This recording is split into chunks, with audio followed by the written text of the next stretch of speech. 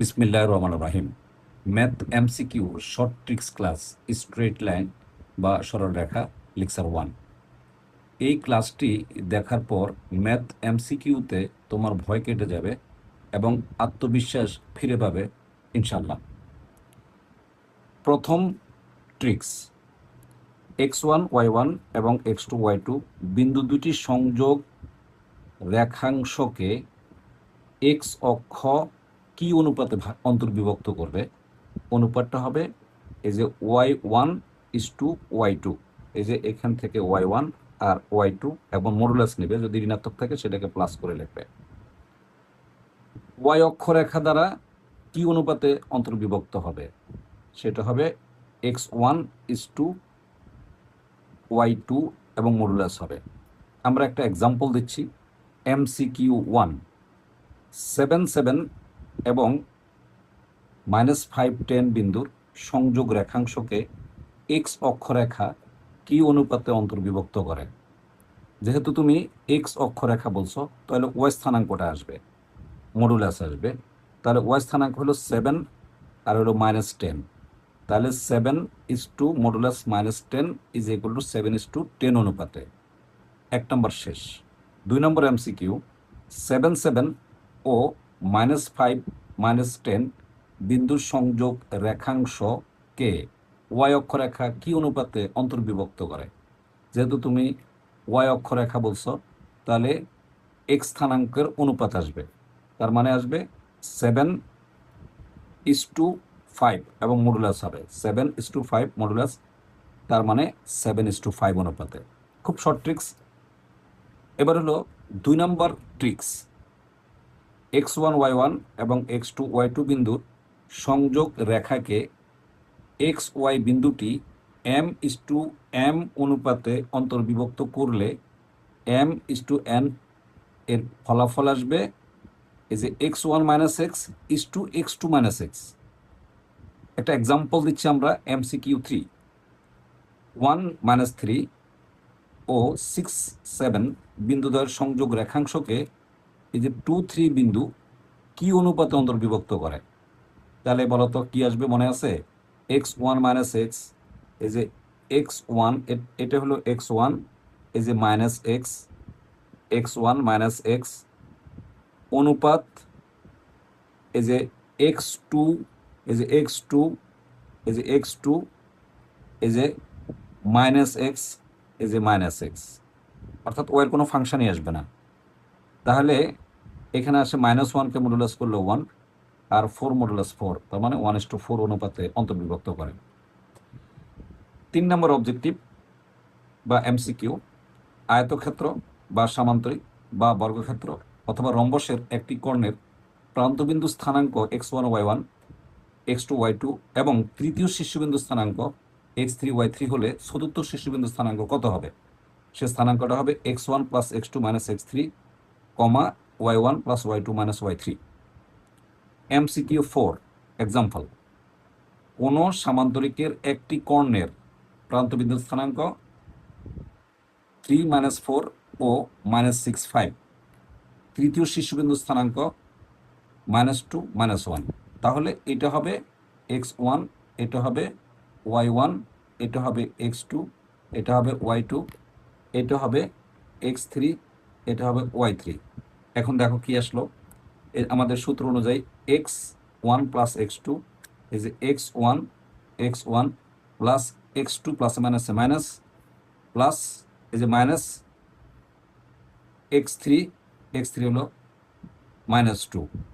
তাহলে -2 আর এই সূত্রের মাইনাস আর এই মাইনাসের সূত্রের মাইনাস আর হলো স্থানাঙ্কের মাইনাসে প্লাস। এবার আসবে y1 + y2, দেখো এই যে y1 + y2, এই যে মাইনাস প্লাসে মাইনাসে মাইনাস, এই যে -1 ইজ ইকুয়াল টু -1 2। খুবই ইম্পর্টেন্ট। এখন দেখো পরবর্তীতে আরেকটা বেসিক আছে, x/a + y/b is equal to 1 রেখা থেকে 6টি MCQ প্রশ্ন হতে পারে।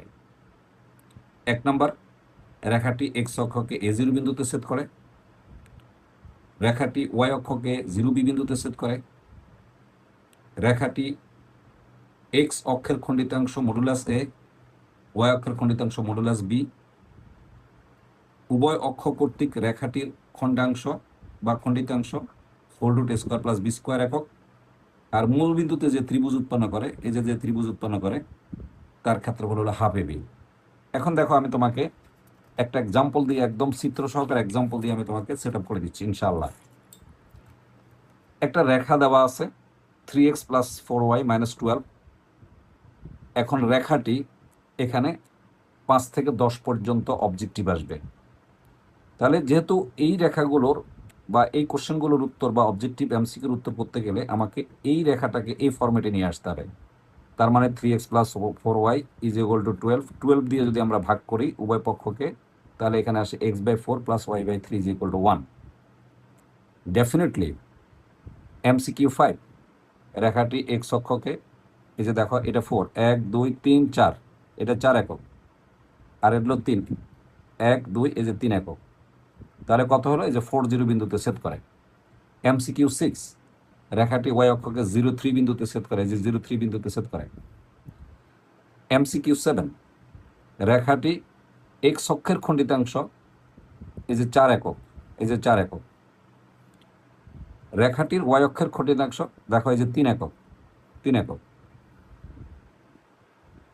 এমসিকিউ 9, উভয় অক্ষ কর্তৃক রেখাটির খণ্ডিতাংশ হোল রুট এ স্কোয়ার প্লাস বি স্কোয়ার। এখানে এ হলো 4 আর বি হলো 3, তাহলে 4 স্কোয়ার প্লাস 3 স্কোয়ার। এখানে হয় 25 বর্গমূল 5 একক। আর এখানে যে ত্রিভুজটা উৎপন্ন হয় সেটা হলো হাফ এবি। তার মানে 3 4 12, 12কে 2 দিয়ে ভাগ করলে 6 বর্গ একক। নিশ্চয়ই এরকম যে কোনো এমসিকিউ আসলে তুমি পারবে। এখন এবার আসো MCQ tricks 5।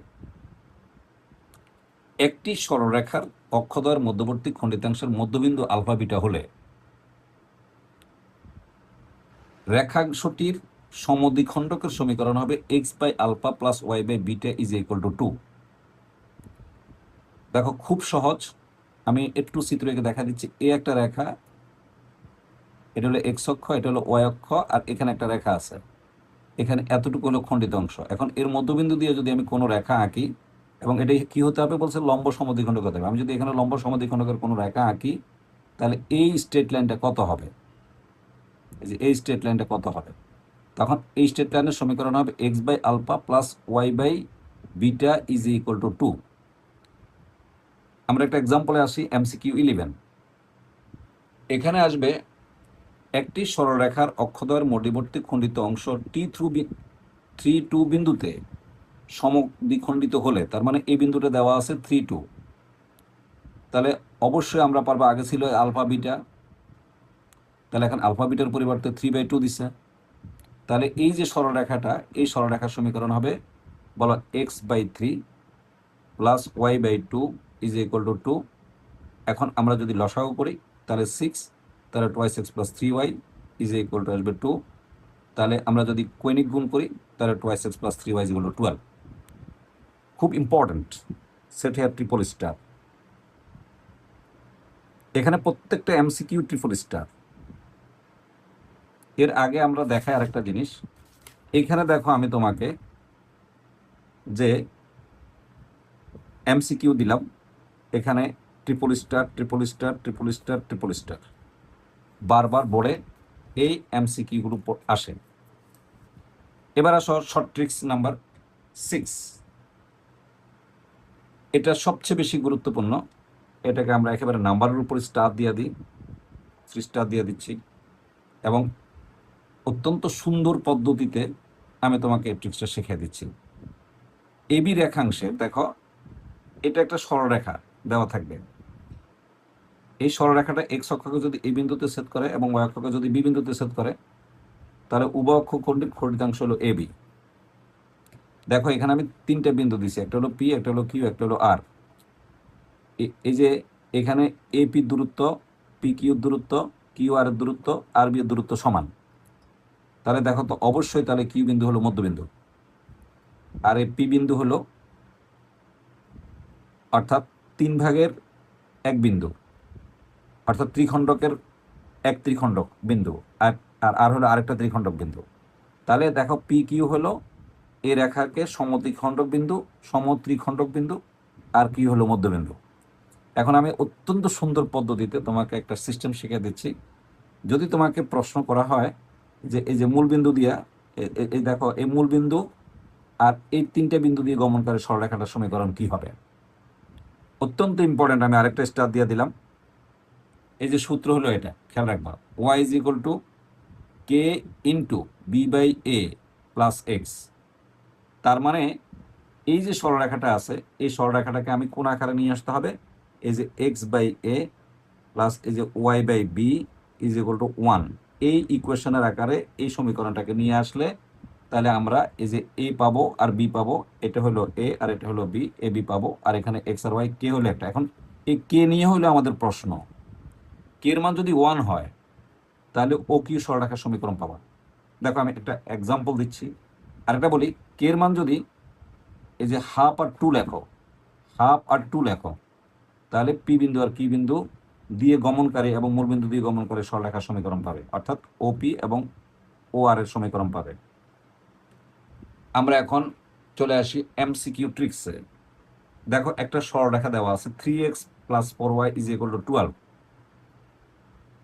Is equal two শূন্য রেখার উভয় অক্ষ কর্তৃক খণ্ডিতাংশ। এমসিকিউ 12, এই যে মূলবিন্দু ও মধ্যবিন্দু ও মূলবিন্দুগামী সরলরেখার সমীকরণ কি হবে। যেহেতু তুমি এই যে মধ্যবিন্দু বলছো, তার মানে তুমি এই কিউকে মেনশন করছো, এই যে কিউকে মেনশন করছো, তাহলে কের মানটা কি হবে, কের মানটা হবে 1। আর এই রেখাটাকে তুমি এই ফরমেশনে নিয়ে আসতে হবে, x by a plus y by b ফরমেশনে নিয়ে আসতে হবে। তাহলে দেখো আমরা যদি নিয়ে আসি, এই 12কে যদি এ পাশে নিয়ে আসি, তাহলে কত আসে 3x plus 12, 4y is equal to 12। উভয় পক্ষকে যদি আমি 12 দিয়ে ভাগ করি, তাহলে x by 4 plus y by 3 is equal to 1 আসবে। এই যে x by 4 plus y by 3 is equal to 1 আসবে। তার মানে এটা হলো এ আর এটা হবে বি। আমি যদি কনভার্ট করে দিই, এটা এ আর এটা হবে বি, এই যে আমি কনভার্ট করে দিলাম এ বি। তাহলে অবশ্যই এখন আমি এই যে মধ্যবিন্দুগামী এবং মূলবিন্দু, অর্থাৎ এই যে এবি রেখাংশ, এটার যে মধ্যবিন্দু এবং মূলবিন্দু দিয়ে যে সরলরেখাটা যাবে, সে সরলরেখার সমীকরণ হবে। নিশ্চয়ই মনে আছে তোমার, ওয়াই, এ দেখো ওয়াই ইজ ইকুয়াল টু, এই যে কের মান কত হবে, আমরা বলছিলাম এই যে কের মান 1 হবে। আর এখানে দেখো এর মান হলো 4 আর এ বির মান হলো 3, তার মানে বি বাই এ, তার মানে আসবে 3/4 ইন্টু এক্স। এখন যদি আমরা বজ্র গুণন করি তাহলে আসে 3x is equal two 4y। তার মানে আমরা এই যে মধ্যবিন্দু আর মূলবিন্দুগামী সরলরেখার সমীকরণ পেয়ে গেলাম। এবার হলো এমসিকিউ 13 এবং 14। সেটা হলো সমদ্বিখণ্ডক বিন্দু এবং মূলবিন্দুগামী সরলরেখার সমীকরণ কি হবে। এটা বহুপদী সমাপ্তি সূচক অবজেক্টিভের জন্য সবচেয়ে বেশি ইম্পর্টেন্ট। দেখো আমরা তখন এই যে কে আছে, এই কের মানটা একবার হাফ বসাবো আর একবার 2 বসাবো। তাহলে দেখো তো এই যে সমদ্বিখণ্ডক বিন্দু এবং মূলবিন্দুগামী সরলরেখা দ্বয়ের সমীকরণ বলা, এই যে ওয়াই এর জায়গায় ওয়াই হবে, এই যে কে এর জায়গায় হাফ হবে, এই যে হাফ হবে, আর বি বাই এ মানে হলো 3/4 ইন্টু এক্স। এখন যদি আমরা এটাকে বজ্র গুণন করি তাহলে আসে 3x is equal two 8y অথবা 8y is equal two 3x। এটা হলো এই ওপি সরলরেখার সমীকরণ পাবো। এবার যদি আমি 2 বসাই তাহলে আমি এটা পাবো, মানে অর্থাৎ এই যে ও আর এর সমীকরণ পাবো। তাহলে দেখো এই যে আরেকটা সমীকরণ হবে, এই যে ওয়াই এর জায়গায়, এই যে ওয়াই এর জায়গায় ওয়াই, এই যে দেখো কে এর জায়গায় 2, এই যে b by a into x. এখন যদি আমরা বজ্র গুণন করি তাহলে আসবে 3x is equal two 2y। দ্বিতীয় যে লিক্সার আছে সে লিক্সারে সরলরেখার 25টা এমসিকিউ ট্রিক্স চলে আসবে, 25টা এমসিকিউ ট্রিক্স চলে আসবে, এবং ওখানে 25 আর এখানে হলো 14, তাহলে টোটাল যোগ করলে যে নাম্বার দাঁড়াবে, সকল সরলরেখা, স্পেশালি আমার বিশ্বাস এর ভিতরেই এমসিকিউ থাকবে। এজন্য আমি এখানে তোমাকে লিখে দিছি। আরও চমক আসতেছে ইনশাল্লাহ নেক্সট ভিডিওতে।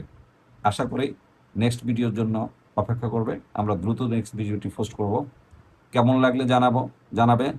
পাশাপাশি কোনো প্রয়োজন হলে কমেন্টস করবে।